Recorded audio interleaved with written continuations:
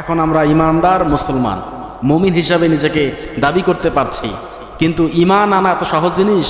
বলেন, ইমান এত সহজ জিনিস নয়। কারণ ইমান এমন একটা জিনিস, কচুর পাতার উপরে যখন এক ফোঁটা পানি থাকে, যতটা টলমল করে, ইমান তার থেকেও অনেক অনেক স্বচ্ছ। কারণ এই ইমান এমন অবস্থায় ভেঙে যায়, আবার ইমান আবার চলে আসে।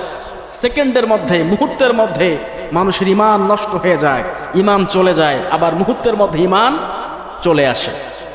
কথার দ্বারা ইমান নষ্ট হয়ে যায়, কাজের দ্বারা ইমান নষ্ট হয়ে যায়, ঠিক কি না?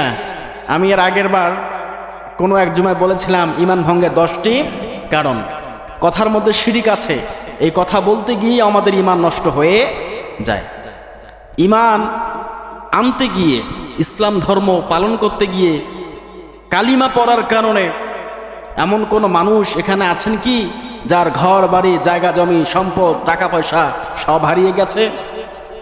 এমন কোনো মানুষ আমাদের এখানে নেই। আমার মনে হয় পুরো বাংলাদেশেও পাওয়া যাবে না, সব হারিয়েছে।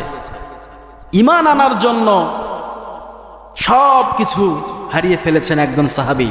আল্লাহ রসুল সাল্লাল্লাহু আলাইহি সাল্লাম ওই সাহাবীর নাম দিয়েছেন জুল বিজাদাইন, অর্থাৎ দুটি কম্বলের মালিক আমার ওই সাহাবী। একজন সাহাবী ছিলেন, তার নাম হচ্ছে, প্রাথমিক অবস্থায় তার নাম ছিল আব্দুল উজ্জা। আব্দুল উজ্জা, উজ্জার গোলামি সে করত। কাবা শরীফে মূর্তি ছিল 360টা। কতটা?